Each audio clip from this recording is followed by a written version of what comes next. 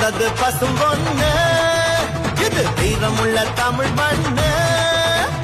பிறந்தது பசும் பொண்ணு, இது வீரமுள்ள தமிழ் மண்ணு.